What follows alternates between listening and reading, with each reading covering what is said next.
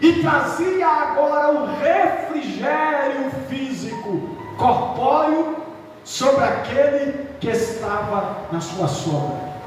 Então, quando o salmista diz: à sombra do Onipotente descansarei, eu entendo à luz da palavra que a visão que o salmista está tendo, Renata, é do deserto, é da nuvem majestosa. Agora deixa eu chamar a tua atenção, querido. Essa nuvem, eu entendo que não era como essa nuvem que você olha, que está em cima. As nuvens já são bonitas. Quando eu vinha da Europa e quando eu estava indo, ou aqui mesmo no Brasil, o avião vai por cima e você vê aquele tapete branco, Paulo. E ali eu fiquei pensando nisso no Salmo 91, lembrando desse período da sombra do Onipotente, porque o sol brilhava e pairava sobre as nuvens. Mas quando o avião em algum momento precisava descer, raramente isso acontecia, porque ele ia acima das nuvens, mas quando ele descia, toda aquela luz do sol dissipava, todo aquele calor de fora dissipava. Quando a Bíblia diz que a sombra do Onipotente, querido, eu fico pela fé permitindo que o Espírito de Deus, Pablo, crie uma imagem desta nuvem de glória, desta nuvem grande, desta nuvem firme, desta nuvem bela, para que você me entenda aonde eu quero falar da visão dessa nuvem e desta sombra que ela produz. A Bíblia diz que Deus convoca Moisés e diz: Moisés, chama o povo e vai ao meu monte, e eu vou descer no monte, e lá eu vou falar contigo e vou falar com o povo. Permite o Espírito de Deus abrir a tua visão agora. A Bíblia diz que Moisés se consagra ao Senhor, jejua, ora, mortifica a sua carne, se separa da sua esposa, tem um momento de santificação, de consagração. E a Bíblia diz que quando ele sobe ao cume do monte, Deus desce. E sabe qual é a imagem lá, Renata, que a Bíblia descreve? É que Deus desce numa nuvem de glória. Aleluias!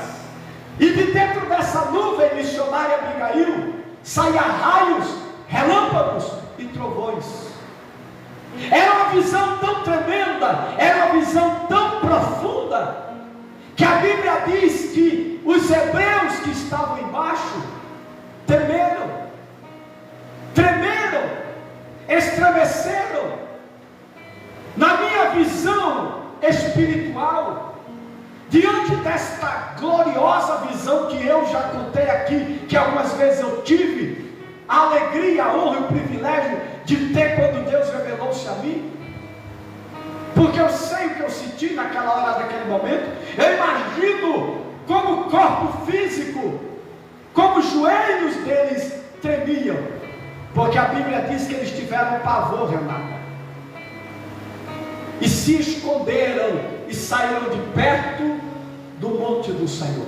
Eu estou trazendo essa figura porque eu quero trazer uma imagem, criar uma imagem pela fé e sobre a revelação da palavra, da nuvem do deserto.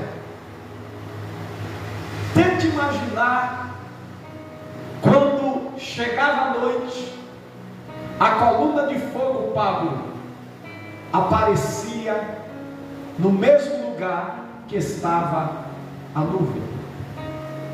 Mas quando amanhecia o dia, missionária Abigail, que o sol começava a aquecer no deserto e a resplandecer e a iluminar tudo, mas o calor chegava, à medida que a coluna de fogo se ocultava na própria nuvem. Entenda isso aqui: a coluna de fogo se ocultava na própria nuvem. É mais ou menos isso aqui, olha. Deixa eu pegar o microfone. A coluna de fogo de dia está aqui, iluminando. Aí começa, querido, começa agora a chegar o dia. Essa coluna permanece no seu lugar, mas surge de maneira extraordinária ao seu lado uma nuvem. E essa coluna se oculta, Paulo. A coluna de fogo se oculta junto a essa nuvem de glória. E durante o dia, essa nuvem de glória começa agora a trazer alegria. Porque quando eles viam aquela nuvem, eles diziam: nós não vamos perecer no deserto por algumas razões. A nuvem representa o refrigério de Deus na minha alma, na nossa alma. A nuvem representa a certeza de que o Deus que durante toda a noite, no entardecer, na madrugada, estava na nuvem de glória, agora, sobre esta coluna de fogo que se ocultou, esse Deus, quando eu olho para a nuvem, os meus olhos dizem: Edinaldo, Yahvé, Adonai, Elohim, El Shaddai, Jeová Jireh, Jeová Sabaoth, Jeová Sabaquitano, Jeová Nessim, o Deus da glória, o Deus das pragas do Egito, o Deus de Abraão, o Deus de Isaac, o Deus de Jacó. Quando os meus olhos, se fosse eu que estivesse com os hebreus, olhasse para aquela nuvem missionária Abigail, a minha alma se alegraria, porque dentro de mim o meu espírito receberia a concordância e declararia a minha alma que o Deus de toda a madrugada, de toda a noite, permanecia no deserto sobre aquela nuvem que trazia agora paz. Por que paz? Porque aquela nuvem dizia: eu estive aqui durante toda a noite e permaneço durante todo o dia. Mas essa nuvem trazia refrigério. Então, quando o salmista diz a sombra do Onipotente, ele não está falando de uma águia, ele não está falando de uma montanha que se escurece e desaparece durante a escuridão da noite, mas ele está falando do Deus de mistério, que durante a noite é uma coluna de fogo, iluminando o caminho e aquecendo a todos, e durante o dia, essa nuvem gloriosa, que declara: eu estou aqui para guardar, para proteger, para aquecer o vosso coração gélido, mas para aquecer a vossa alma ao mesmo tempo, neste deserto tão quente. Glória a Deus. Quem pode entender esse paradoxo? Amém. Quem pode compreender esses mistérios?